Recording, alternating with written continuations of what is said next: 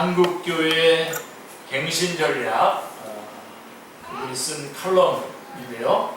8번째 시간입니다.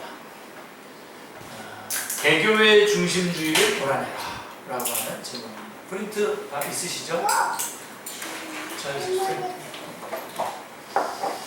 개교회 중심주의를 몰아내라. 자, 오늘날 한국교회가 처한 위기를 극복하고 갱신과 개혁을 이루기 위해서 우리가 지금 전략을 쭉 공부하고 있는 중인데요. 그 8번째 전략은 한국교회 안에 팽배해 있는 개교회 중심주의를 몰아내라라고 하는 것입니다. 개교회 중심주의란 한 개체교회의 수량적 성장을 지상 최고의 목표로 삼고 다른 모든 것들을 수단화, 도구화시키는 비성경적인 이념입니다. 그런 교회는 자기 교회의 수량적 성장이 최고의 목표이기 때문에 뻥 잡는 것이 매라는 생각을 가지고 교회 성장을 위해서는 성경이 금하고 있는 행위들까지도 멋대로 행하는 불의를 서슴없이 저지릅니다. 다른 교회들이 어떻게 되든 상관하지 않습니다. 자기 교회만 수량적으로 커지고 재정이 늘어나고 건물이 확대되면 된다고 생각을 합니다. 다름 아니라 개교회의 목회적 욕망과 교회적 이기심을 증폭시키는 것을 교회가 존재하는 최대의 목표로 삼고 하나님 나라의 확장이 아니라 개교회의 권력의 확장을 지향합니다. 예를 들어서 교회 안에서 율법주의를 몰아내는 것이 하나님의 거룩한 뜻임을 알고도 율법주의를 방치하거나 유지하는 교회들을 우리는 오늘날 자주 발견하게 됩니다. 새벽 기도회를 하지 않으면 지옥 가고 11조를 하지 않으면 저주를 받는다는 등 성경적인 복음과 전혀 무관한 주장들을 펴는 교회들이 있습니다. 성도들을 교회에 묶어놓기 위해서 율법적인 짐들을 지워서 죄의식을 부추기는 교회들이 있습니다. 심지어는 목회자가 강단에 서서 교인들을 하나님의 뜻, 하나님의 법이라는 이름으로 위협하는 교회들이 생겨나고 있습니다. 성도들이 그리스도께서 주신 자유를 풍성하게 누리게 하기는커녕 율법의 종으로 죄의식의 종으로 만들어서 억압하는 교회들이 있습니다. 예수 믿음 50%, 율법의 행위 50%가 합해져야 구원에 이른다는 율법주의적 가르침으로 신자들을 오도하는 교회들이 늘어나고 있습니다. 자, 또 다른 한편으로는 교회 안에서 방종주의를 몰아내는 것이 아니라 몰아내는 것이 하나님의 거룩한 뜻임을 알고도 방종주의를 방치하거나 유지하는 교회들을 우리는 오늘날 자주 발견합니다. 왜 그럴까요? 왜 방종주의를 놔둘까요? 자, 성도들이 억압받는 것을 싫어한다는 미명하에 성도들이 마땅히 감당해야 될 거룩한 부담과 짐들조차도 요구하지 않고 우리 교회가 갱신해야 될 아주 중요한 부분입니다. 성도들이 자기들 마음대로 자행자지하도록 내버려두는 교회들이 많아져 가고 있습니다. 그래서 당연히 이렇게 주는 이런 부담조차도 율법주의로 거꾸로 만드는 거죠. 그래가지고 율법적이다. 그래가지고 싫어하는 경우. 그래서 싫어해서 교회 떠날까봐 그 말을 안 합니다. 안 해주는 거죠. 안 해주기 시작하는 거죠. 서로들. 특별히 목회자가 안 해주기 시작합니다. 즉 그리스도께서 주신 자유를 육체의 기회로 삼는 교인들을 방치하는 교회들이 늘어나고 있습니다. 그래서 주일날 오전에 대예배만 참석하고 일정한 액수의 헌금만 하면 그 다음부터 무슨 짓을 하더라도 교회는 상관하지 않습니다. 그냥 면죄부를 주고 마는 것입니다. 어떤 교인들은 소위 부담 주지 않는 교회를 찾아다니기 때문에 교회의 수량적 성장에 혈안이 되어 있는 일부 왜곡된 목회자들은 성도들에게 부담을 주지 않으려고, 부담을 주지 않는 방식으로 목회하려는 풍조가 만연되고 있습니다. 그 결과 명목상의 교인, 이름뿐인 교인들이 점점 늘어가고 있습니다. 이게 한국교회의 위기입니다. 서로 개교회주의로 교회 많이 성장해야 되니까 사람이 오는 것으로 만족하는 거죠. 그래서 그 사람이 갈 만한 일을 얘기를 안 해주는 거죠. 그 사람이 당연히 거룩하게 부담해야 될 그런 건데도 말을 안 해주는 거죠.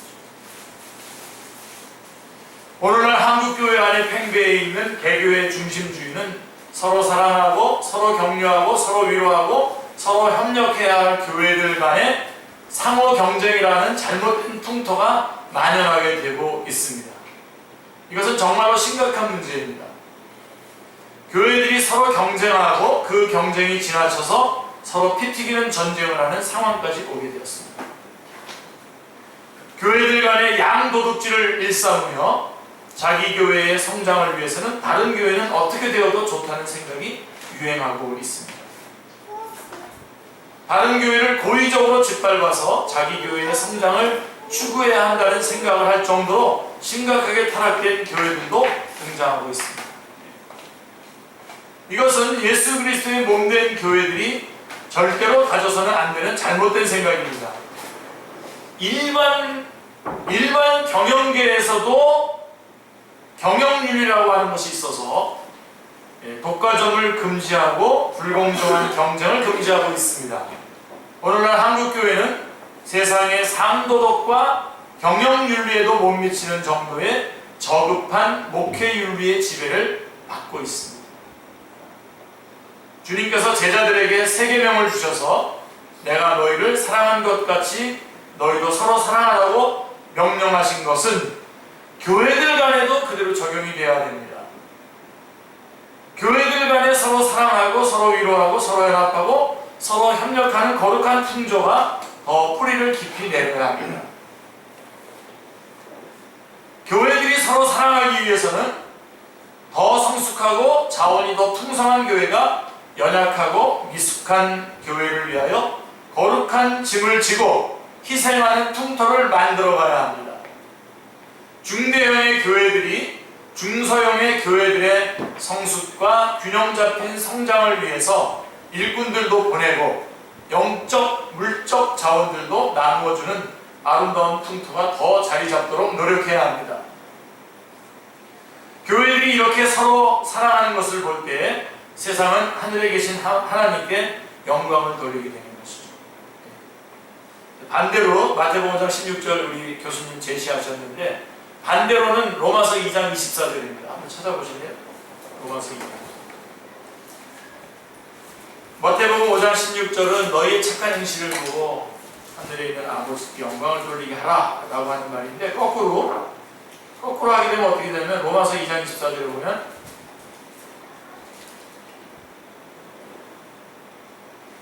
기록된 바와 같이 하나님의 이름이 너희 때문에 이방인 중에서 모독을 받는도다 라고 이렇게 말씀하고 있습니다. 그러니까 거꾸로 우리들이 행하는 일들이 사람들에게 혐오스럽게 비춰지게 되면 결국은 하나님의 이름이 모독을 받는 거죠. 세상에 있는 사람들은 그리스도인이 보여주는 그리스도상 이상의 그리스도상을 그릴 수가 없습니다. 그러니까 우리의 모습 속에서 실망을 하게 되면 우리 안에 있는 예수님을 만날 수가 없게 되는 거죠. 영광을 못 돌리게 되는 것입니다. 지금 교회와 교회가 지금 이렇게 하고 있고 또 우리 교회 안에서도 개교회 중심주의 교회들이 아예 율법적으로 나가거나 아니면 아예 방종주의를 방치하는 그렇게 나가고 있는 것이죠.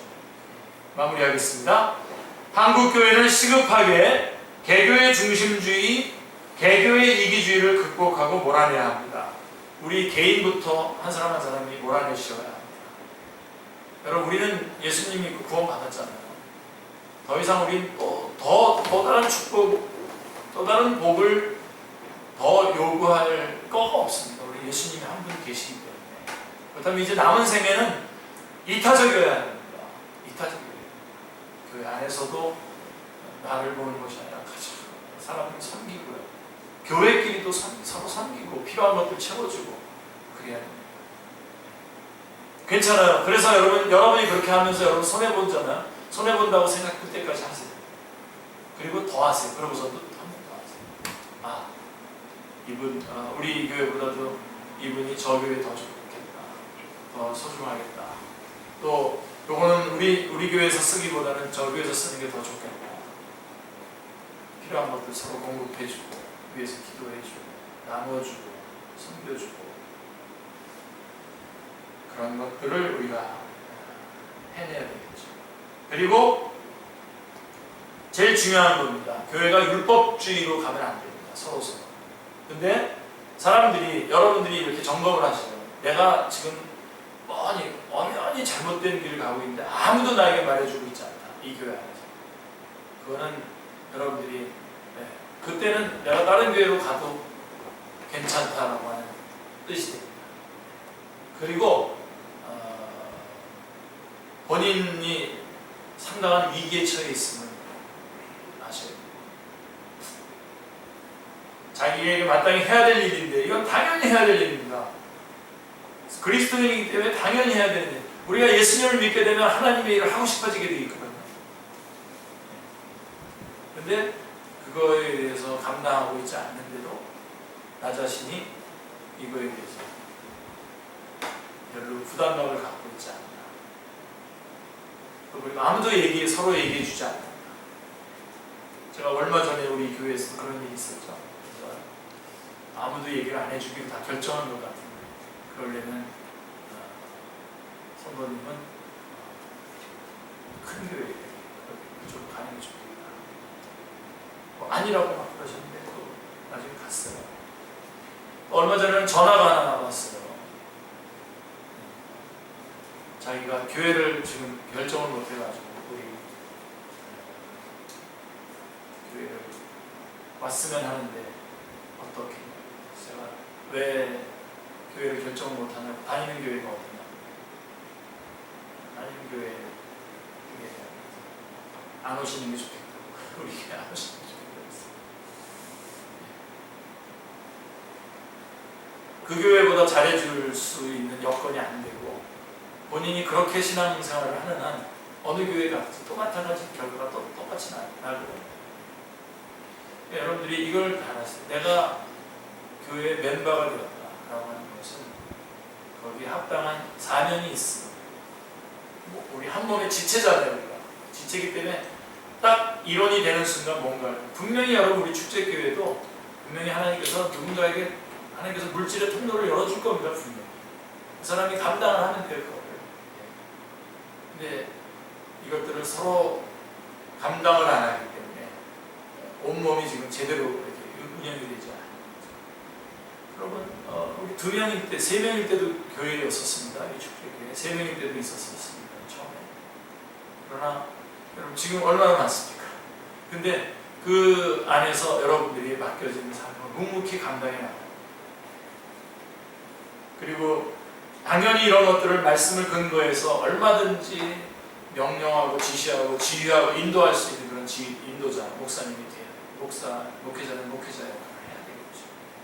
그런 거에 부담받지 않아야 되는 서로 이런 자유가 있어야 되는 거죠. 그래서 우리 한국교회 안에 이런 개교회 중심주의, 개교회 중심주의가 된 이유는 극단적인 율법주의와 방종주의 때문에 그렇다는 겁니다. 그래서 시급하게 이 개교의 중심주의와 개교의 이기주의를 극복하고 몰아내야 됩니다. 이 거룩한 일이 점진적으로 성취되어 나갈 때에 한국교회는 더 아름다운 모습으로 갱신되고 성숙하는 기쁨을 누리게 될 것입니다. 우리 다른 교회에 대해서도 마찬가지입니다. 여러분. 분명히 우리가 이런 방식으로 해나가면, 하나님 말씀대로 해나가면 굉장히 약오르고 화날 때가 많을 겁니다. 그러나 그때에도 우리는 해야 됩니다. 그때에도 그 방법대로 그대로 해야 됩니다. 그때 우리도 같이 전열을 정비해가지고 공격을 한다든가, 우리 자신에게로 다시 오그라든다든가 이렇게 되면 우리 교회도 또 똑같은 교회가 되는 것이죠.